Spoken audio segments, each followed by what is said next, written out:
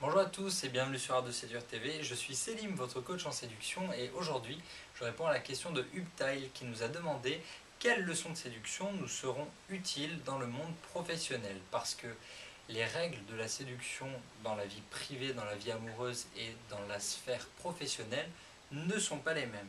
Alors il y a des différences majeures. C'est l'objectif que vous poursuivez dans la séduction, dans la vie privée. On vise une relation amoureuse, on vise à être bien avec une personne, on a envie de bâtir une relation qui dure. Voilà, on veut que la personne soit amoureuse, on veut être bien avec elle, on veut qu'elle se sente bien avec nous. On doit faire attention à notre réputation, très très important. Et ensuite, c'est à peu près tout. La relation, elle ne regarde que nous et la personne qu'on a en face de nous. Dans le monde professionnel, c'est complètement différent. La séduction qu'on va utiliser, elle est d'ordre beaucoup plus utilitariste. C'est-à-dire que tout ce que vous allez faire, ça va être pour bien vous faire voir, pour obtenir des primes, pour obtenir des augmentations, pour obtenir des nouveaux postes, pour avoir plus d'informations, pour obtenir plus de coopération. Tout ce que vous faites dans le domaine professionnel en termes de séduction, ça doit vous servir à vous, à votre équipe, mais c'est beaucoup plus vaste et surtout, il n'y a pas de relation sexuelle en vue à la fin. Alors attention justement à ce point-là, il y a des études qui sont sorties, notamment dans un très bon livre sur l'amour au bureau qui s'appelle Cupidon au travail.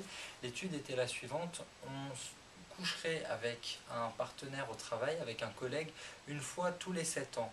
Donc la séduction dans le monde professionnel, ça peut aussi déboucher sur des relations qui peuvent mal se terminer si vous avez déjà un conjoint, si vous êtes déjà en couple avec quelqu'un. Donc il faut faire attention.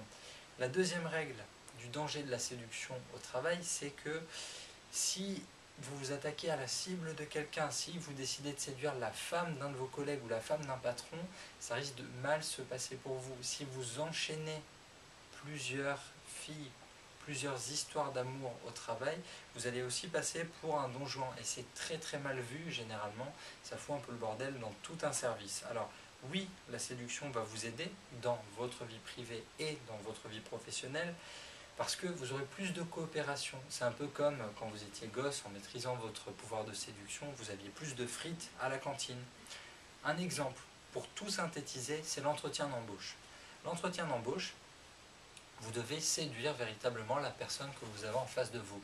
Qu'il s'agisse d'un RH, donc d'un responsable des ressources humaines, ou d'un opérationnel, d'une personne qui va travailler avec vous sur le poste en question, il va falloir le séduire pour lui donner envie. Séduire, c'est véritablement donner envie.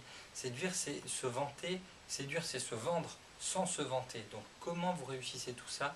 En reprenant toutes les leçons de séduction que vous avez déjà vues sur Art de séduire. Relisez les articles sur le body language, ça va être très important, la manière dont vous tenez pendant un entretien d'embauche, la manière dont vous allez regarder la personne. Si vous êtes tout le temps à détourner le regard, on risque de vous prendre pour un menteur. Regardez aussi les signes d'intérêt. Est-ce que la personne en face de vous a l'air de s'intéresser à vous, à votre CV, à vos expériences? Est-ce qu'elle vous pose des questions pour en savoir plus? Est-ce qu'elle a envie de creuser dans vos expériences?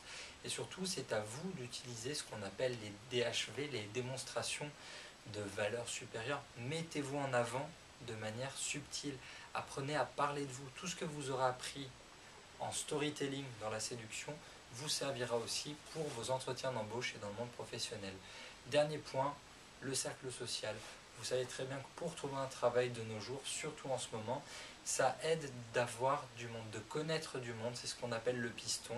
C'est comme ça qu'on trouve plus facilement un travail et c'est comme ça qu'on trouve aussi plus facilement une petite amie. On se retrouve bientôt sur artdeséduire.com, sur notre page Facebook, notre compte Twitter, et n'oubliez pas de vous abonner à la chaîne YouTube. A bientôt.